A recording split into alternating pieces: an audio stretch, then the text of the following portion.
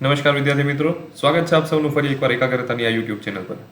મિત્રો, આપ સૌને જણાવતા ખૂબ જ આનંદ થાય છે કે કરંટ અફેર્સની આ સિરીઝમાં રિસન્ટલી આપણે જે છે ચંદ્રયાન 1, 2, 3 પ્લસ આપણે જે છે આદિત્ય L1નું જે મિશન આજે જે ઇસરો દ્વારા લોન્ચ કરવામાં આવ્યું હતું એના વિશે ખૂબ જ સરસ માહિતી લીધા પછી આજે ફરી એકવાર જે છે કરંટ અફેરના ખૂબ જ સરસ ટોપિક સાથે આપણે મળી રહ્યા છે. આપ સૌનું ફરી એકવાર સ્વાગત છે.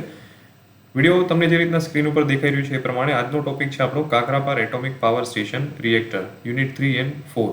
યસ, તો કરંટ અફેર્સની જ્યારે વાત કરીએ તો રિસન્ટલી આપણને બધાને ન્યૂઝ પ્રમાણે ખબર જ છે કે અત્યારે રિસન્ટલી જે છે કાકરાપારનું જે એટોમિક પાવર પ્લાન્ટ જે છે એનું 3rd યુનિટ જે છે એની આપણે જ્યારે વિગત લીધી તો 90% ફૂલ કેપેસિટી સાથે જે છે એ અત્યારે વર્ક કરી રહ્યું છે.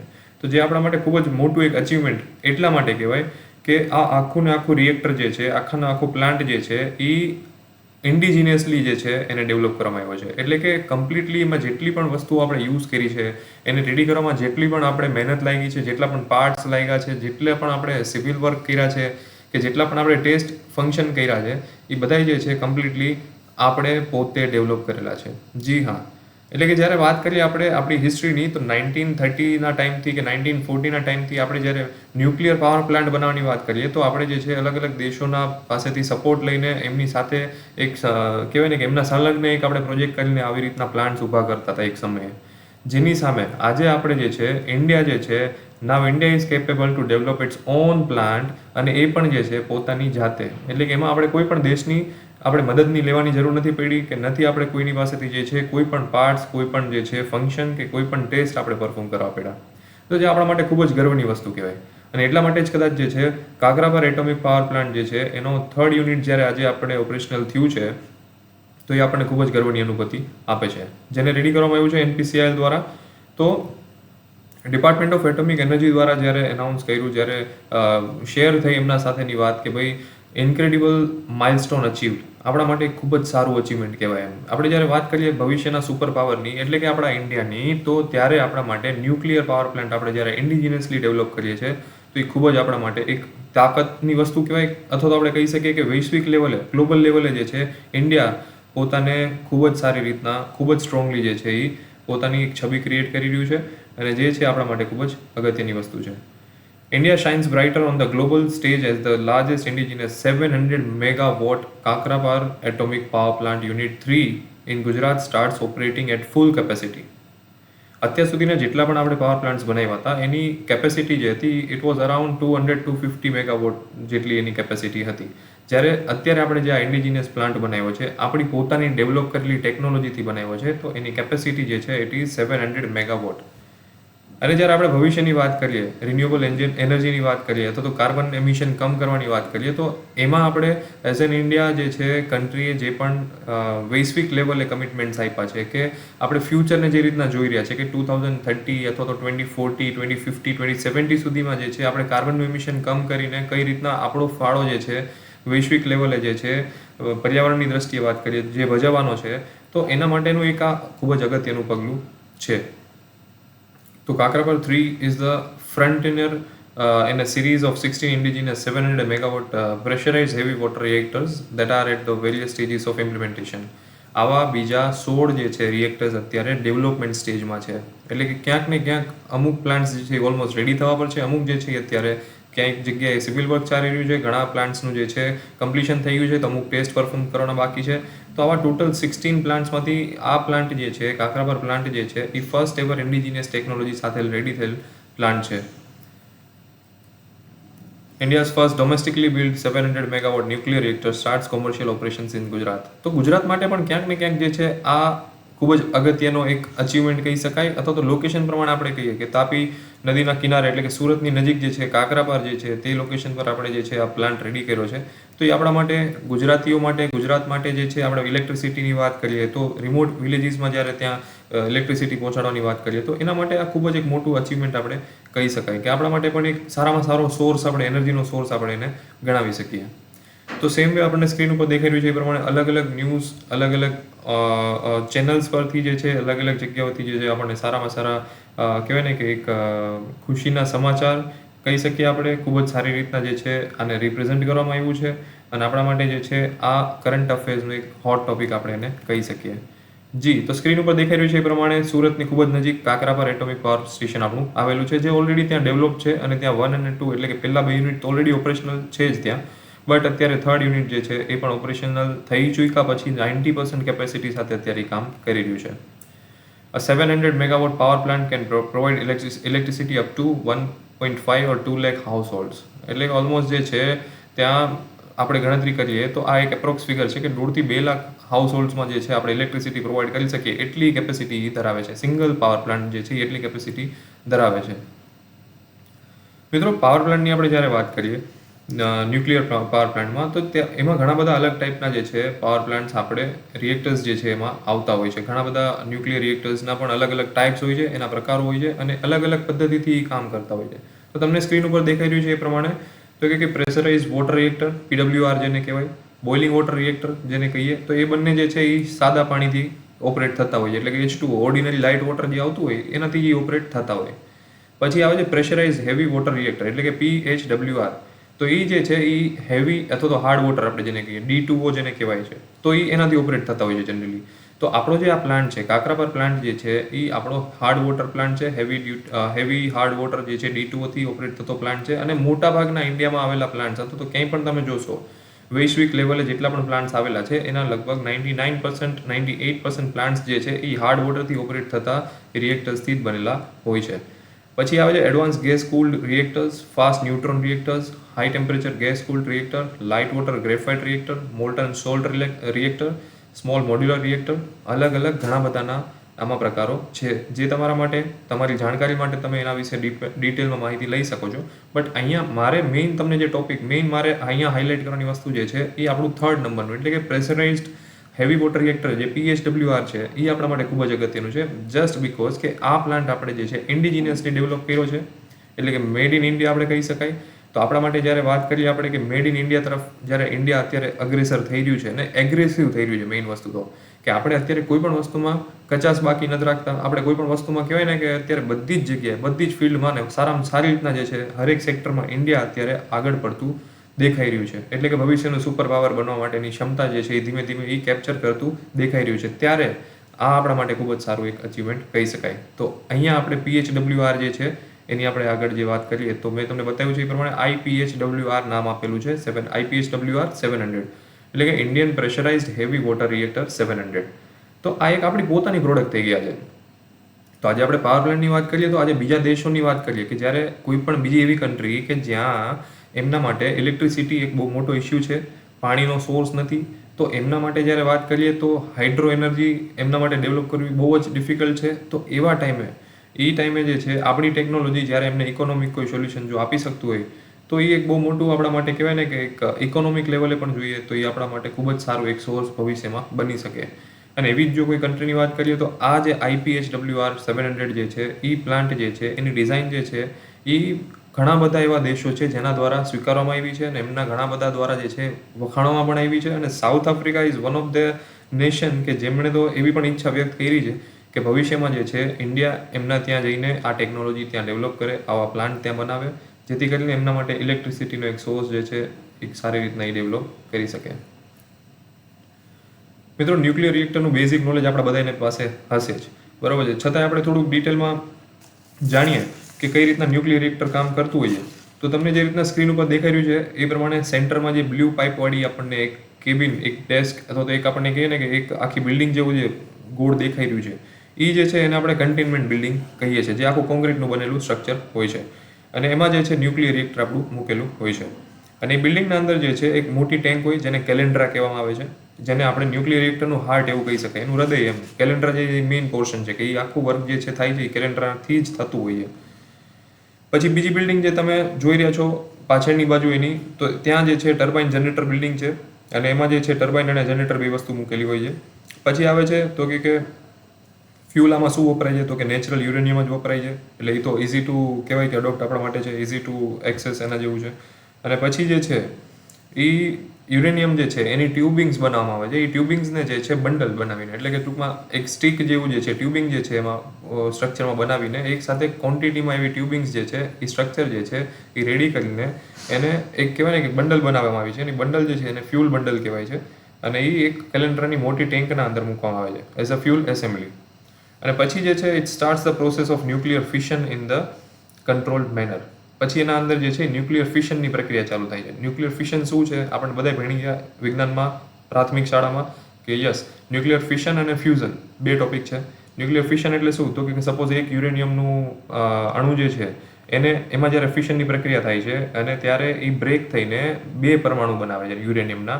એટલે કે એક અણુમાંથી યુરેનિયમના બે પરમાણુ છૂટા પડે છે અને એની સાથે 3 ન્યુક્લિયર પણ જે છે એ છૂટા પડે છે, ન્યુટ્રોન જે છે એ છૂટા પડે છે. તો જ્યારે સ્પ્લિટિંગની પ્રોસેસ આ થાય છે, આ ફિશનની પ્રક્રિયા જે થાય છે એ પ્રક્રિયા જે છે એમાં ક્યાંક ને ક્યાંક જે છે એક હીટિંગનો પણ બહુ મોટો રોલ હોતો હોય છે કે જે બહુ મોટા પ્રમાણમાં હીટિંગ ઉત્પન્ન કરે છે, હીટ ઉત્પન્ન કરે છે, ગરમી ઉત્પન્ન કરે છે. અને એ ગરમી જે છે એ ક્યાંક ને ક્યાંક ઇલેક્ટ્રિસિટી કન્વર્ટ કરવા માટે આ પ્લાન્ટમાં કામ યોગ્ય રીતે કરે છે. અને કેલેન્ડ્રા જે છે it has a heavy water moderator also. અને એ હેવી વોટર જે હોય છે એ ફ્લો થાય છે પ્રેશરાઇઝ ટ્યુબના અંદરથી અને ત્યારે જે છે એ હીટેડ હેવી વોટર જે છે એ ફ્યુલ બંડલ જે છે એની અરાઉન્ડ ફરે છે. અને પછી હીટેડ હેવી વોટર જે છે એ આવા ટ્યુબિંગ્સમાંથી ફરતા જે છે એ ક્લોઝ લૂપમાં સિસ્ટમમાં ફરતા જે છે it pumps through a reactor to the set of steam generator. A steam generator સુધી પહોંચે છે અને ત્યાં એ હેવી વોટર જે છે એ સ્ટીમમાંથી જે છે નોર્મલ વોટરમાં જે છે એ કન્વર્ટ થાય છે અને પછી એની પાછી સ્ટીમ જનરેટ થાય છે. એટલે સ્ટીમ જનરેટ થયા પછી જે છે એ પ્રેશરથી જે છે it goes to turbine where it pushes the blade and it turns a shaft connected to a generator. જનરેટરમાં જે શાફ્ટ કનેક્ટેડ છે એનો રોડ જે છે ને એ ક્યાંક ને ક્યાંક પ્રેશરથી જે છે બહાર નીકળતા સમયે જે છે એના ફરતા એ શાફ્ટને ફેરવે છે, એ રોડને ફેરવે છે અને ત્યાં એ એક આખી મેગ્નેટિક ફિલ્ડ જનરેટ કરે છે. અને મેગ્નેટિક ફિલ્ડ જે છે એનું કન્વર્ઝન થાય છે ઇલેક્ટ્રિસિટીમાં. અને this is how it works. બહુ બેઝિક કોન્સેપ્ટ છે, તમે તમારી બુક્સમાંથી પણ ભણી શકશો. અત્યારે મેં મારાથી જેટલું સાદી ભાષામાં તમને સમજાવતું હતું એ પ્રમાણે મેં એક્સપ્લેન કરવા ટ્રાય કરેલું છે. તો મિત્રો આજે આ પ્રોસેસ જે છે આપણા માટે ઇલેક્ટ્રિસિટી જનરેશન જે છે એની વાત કરીએ આપણે કે ફ્યુચરની આપણે સપોઝ વાત કરીએ તો એક અગત્યની માહિતી હું તમને આપવા માંગીશ કે પેરિસ ક્લાઇમેટ ચેન્જ એકોર્ડ જે છે એનામાં ઇન્ડિયા જે છે has committed by 2030 at least 40% of its electricity will be generated from non fossil sources. Narendra Modi સાહેબે જે છે 2020માં પણ લાસ્ટમાં જ્યારે પેરિસ એગ્રીમેન્ટ આપણે સાઇન કર્યું હતું, એક્સટેન્ડ કર્યું હતું, એ દરમિયાન પણ જે છે આ ડેટા આપણને મળવામાં આવ્યો હતો કે ભાઈ આપણે જ્યારે જે છે પ્લાનિંગમાં છીએ કે 2030 સુધીમાં એટલીસ્ટ 40% એનર્જી ઇલેક્ટ્રિસિટી જે છે એ આપણે નોન ફોસિલ ફ્યુલથી જે છે જનરેટ કરીશું એવું આપણે પ્લાનિંગમાં છીએ આપણે. તો એ જ્યારે આપણે પ્લાનિંગની વાત કરીએ, એ ફ્યુચર પ્રોસ્પેક્ટની વાત કરીએ, એ આપણા ફ્યુચર ગોલની વાત કરીએ તો એને ધ્યાનમાં લઈને ગવર્મેન્ટ આપણી જે છે એ કઈ રીતના ફંડિંગ કરી રહ્યું છે, એ કઈ રીતના આવા પ્રોજેક્ટ્સને કહેવાય ને કે લાઇનઅપ કરી રહ્યું છે, એક્ઝિક્યુટ કરી રહ્યું છે, એનો રોડમેપ શું છે એ તમને અહીંયા અત્યારે સ્ક્રીન ઉપર દેખાઈ રહ્યો છે. તો કે આવા આપણે જેટલા પણ પ્લાન્ટ્સ આપણે બનાવવા હવે જઈ રહ્યા છે અને આ ટેકનોલોજી જ્યારે આટલી સક્સેસફુલી આપણે રન કરી ચૂક્યા છીએ અને ગુજરાતનું આ કાકરાપાર પ્લાન્ટ જે છે એ રેડી થઈને અત્યારે ફૂલ કેપેસિટી 90% કેપેસિટીથી કામ કરી રહ્યો છે સક્સેસફુલી, ત્યારે એના જેવા બીજા કેટલા પ્લાન્ટ્સ ભવિષ્યમાં આપણે બનાવવાના છીએ અને અત્યારે ડેવલપમેન્ટમાં છે બનાવવાના છીએ. એટલે અલ્ટિમેટલી ડેવલપમેન્ટમાં જ છે કે નિયર ટુ કમ્પ્લીશન જેવું જ છે. તો ગુજરાત, રાજસ્થાન, તમિલનાડુ, હરિયાણા આ બધા જગ્યાએ તમે જોઈ શકો છો એ પ્રમાણે આ રીતના પ્રોજેક્ટ જે છે એ અત્યારે પ્લાનિંગ સ્ટેજમાં છે, જેમાંથી ઓલમોસ્ટ 700, 1000, ઇવન 500, 700 એના મલ્ટિપલ જે છે યુનિટ્સ આપણે ડેવલપ કરવા જઈ રહ્યા છે અને એના માટે લગભગ કરોડ્સમાં આપણે જોઈ રહ્યા છીએ એ પ્રમાણે સ્ક્રીન ઉપર કરોડ્સમાં એનું ફંડિંગ થઈ રહ્યું છે. તો આ આપણા માટે એક કહેવાય ને કે મોટિવેટિંગ કહી શકીએ આપણે જ્યારે એઝ અ ન્યુક્લિયર પાવરની વાત કરીએ, ન્યુક્લિયર પ્લાન્ટ આપણે જ્યારે ડેવલપ કરવાની વાત કરીએ અથવા તો ભવિષ્યમાં બીજી વસ્તુ કે આ જે પ્લાન્ટ્સ છે એ કઈ રીતના વર્ક કરે છે અને આમાં બી આપણે ખાસ કરીને આ ટેકનોલોજી કેમ યુઝ કરીએ છીએ એના પણ અમુક ફાઇન્ડિંગ્સ છે મારા પાસે કે જે હું તમને નેક્સ્ટ સ્લાઇડમાં બતાવવાનો છું કે reason Y pressurise heavy water reactors એટલે કે PHWR are important.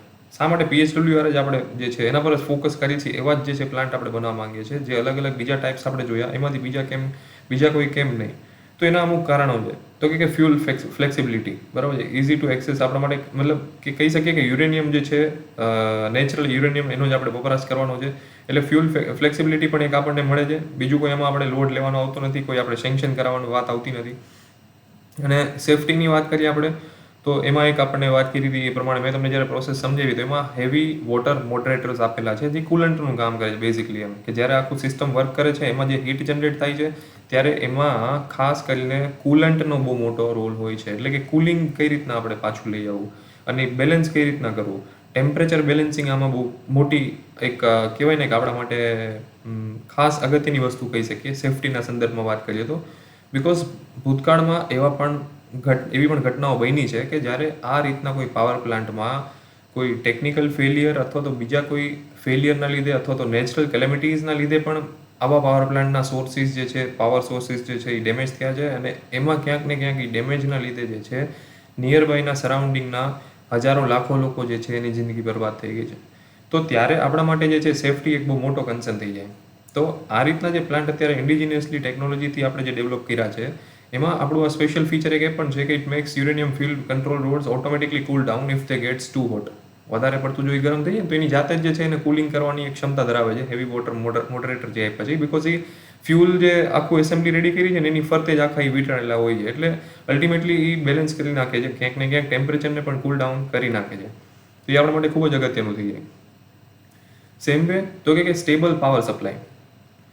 Pressurized heavy water reactors can adjust the amount of electricity they produce based on the needs of the power grid. આપણી જેટલી નીડ છે power ગ્રીડમાં જે settings કરેલા છે એના એકોર્ડિંગ જે છે ઇલેક્ટ્રિસિટીનું જનરેશન છે એને કંટ્રોલ રાખે છે, એને કંટ્રોલમાં જે છે એ પ્રોસેસ કરે છે ને એ રીતના જે છે એ સ્ટેબલ એક કહેવાય ને કે આપણને આઉટપુટ આપે છે. એટલે this helps in keeping the power supply stable so we don't have sudden changes in the electricity availability. એટલે અલ્ટિમેટલી આ એક ખૂબ જ સરસ રીતના પ્રોગ્રામિંગ થયેલ એક આખું યુનિટ છે કે જેને આપણે જે છે એક સ્ટેબલ યુનિટ પણ કહી શકીએ કે જે આપણે જે રીતનું આઉટપુટ જોઈએ છે, આપણે જે રીતનું પ્રોગ્રામિંગ કરેલું છે એના પ્રમાણેનું આઉટપુટ આપણને આપે છે. અને જેથી કરીને જે છે સેફટીની વાત કરીએ અથવા તો પાવર સપ્લાયની વાત કરીએ તો પાવર સપ્લાયમાં કોઈ મોટા મેજર જે છે એમાં ચેન્જીસ નથી આવતા. ઇલેક્ટ્રિસિટી જે છે એમાં મેજર કોઈ ચેન્જીસ નથી આવતા, જેથી કરીને જે છે આપણને આપણા અનુરૂપ જે છે એ આઉટપુટ એમાં મળી રહી છે.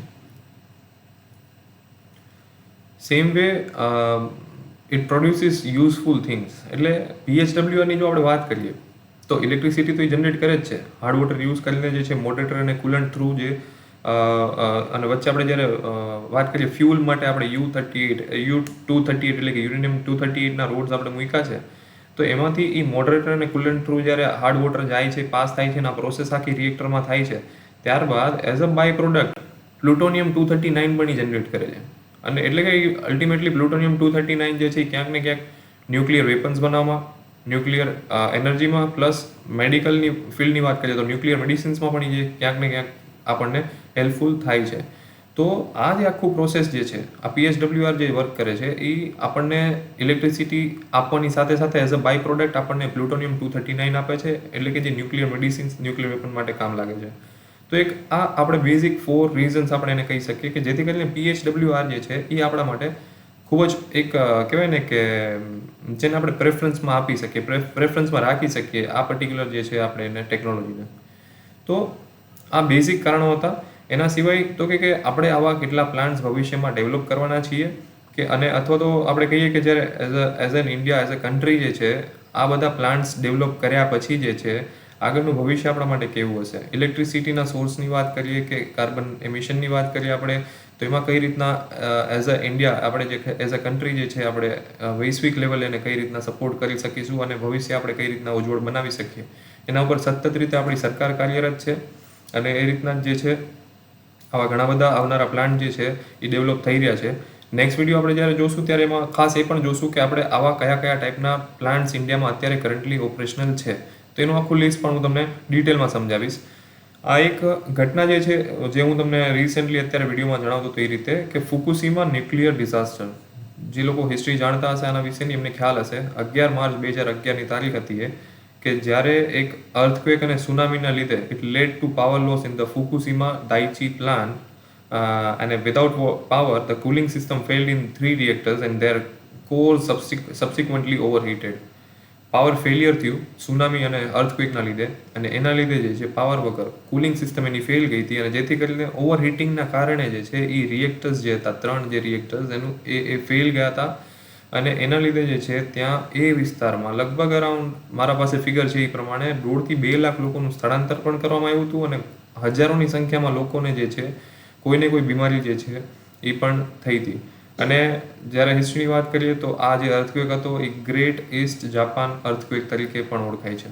તો આવા કોઈ બનાવો ના બને, આવી કોઈ ઘટનાઓ ના બને, એના માટે એ બધા વિષયો ઉપર પણ ખાસ ધ્યાનમાં રાખીને આપણે જે આ ટેકનોલોજી બનાવી છે એને એટલી પાવરફુલ બનાવી છે, એટલી સ્ટ્રોંગ બનાવી છે કે જ્યારે આપણે વાત કરીએ ને તો આપણા માટે કદાચ હું તો એવું માનું કે આ વીક જે હતું, last week, last 15 days, last 20 days, એ ખૂબ જ ગર્વ આપણને અનુભૂતિ કરાવે છે બધી જ દ્રષ્ટિએ. સાયન્સ અને ટેકનોલોજીમાં વાત કરીએ, સ્પેસ એડવાન્સમેન્ટમાં વાત કરીએ, કે હવે આપણે વાત કરીએ કે ન્યુક્લિયર પાવર પ્લાન્ટની વાત કરીએ.